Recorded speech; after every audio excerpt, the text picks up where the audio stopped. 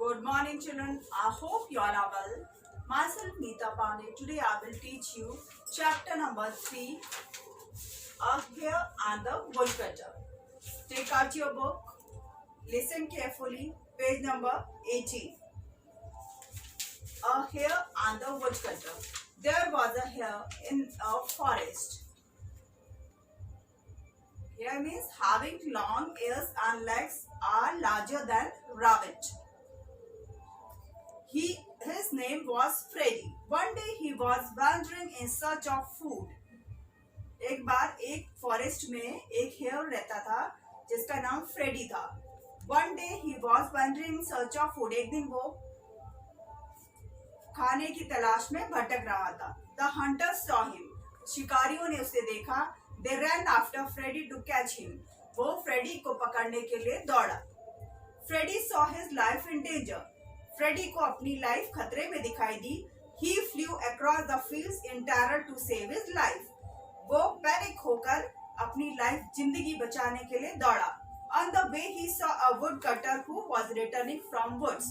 रास्ते में उसे एक वुडकटर मिला, लकड़हारा मिला जो लकड़ी काटकर वापस आ रहा था. Please help me, Freddy begged. Freddy ने उसे रिक्वेस्ट की, प्लीज मेरी मदद करो. Go and hide in my hut there. उसने बोला जाओ और मेरी झोपड़ी में छुप जाओ. Replied the woodcutter. वुडकटर ने रिप्लाई किया. Freddy went inside the hut. Freddy झोपड़ी के अंदर चला गया. From there he picked out of the hut. From there वो वहां से ऐसी जगह पे छिपा जहां से वो दिखाई ना दे और उसको सब कुछ दिखाई दे. He saw the hunter stop. उसने देखा वो शिकारी वहां पर रुक गए हैं.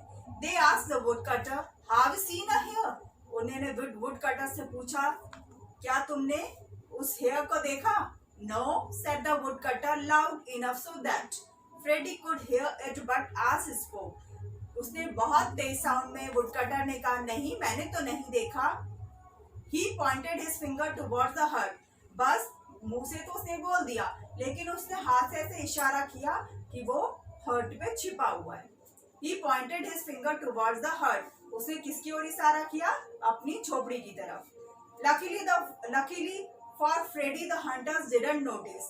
ये उसका लक बहुत अच्छा था कि हंटर्स ने इस चीज को नोटिस नहीं किया. And went away. और वहां से चले गए. The hare came out of the hut to run home. अब वो वापस द हेयर केम. अब वो वहां से झोपड़ी से बाहर आया.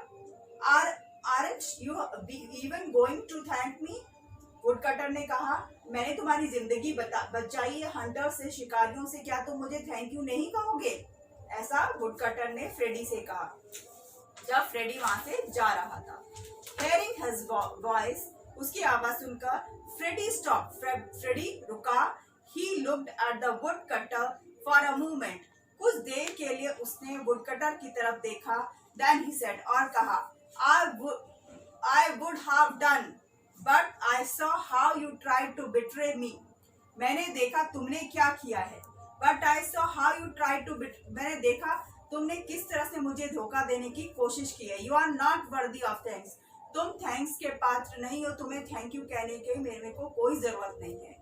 Saying this, Freddy, ऐसा कहने के बाद फ्रेडी वहां से ran away from there. वहां से भाग गया. I hope you like the chapter. You understand the chapter very well.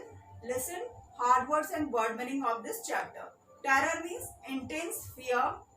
Sentence of in terror is his action caused terror among people. Beg to plead with someone for help. Peep to look, trying not to be seen. Towards, in the direction of something. Luckily, unfortunately, they luckily escaped injury. Notice, to acknowledge the presence. I noticed that the guard was not on his duty. Betray, to be faithless. The army officer betrayed his country. The army officer betrayed his country. Worthy, deserving. Your work is worthy of praise. Now, word meaning terror, intense fear, beg to plead with someone for help, peep to look, trying not to be seen, towards, in the direction of something, betray, to be faithless, worthy, deserving. I hope you understand the chapter, word meaning and question answer. Do all the exercise in your book and notebook. Thank you so much, class.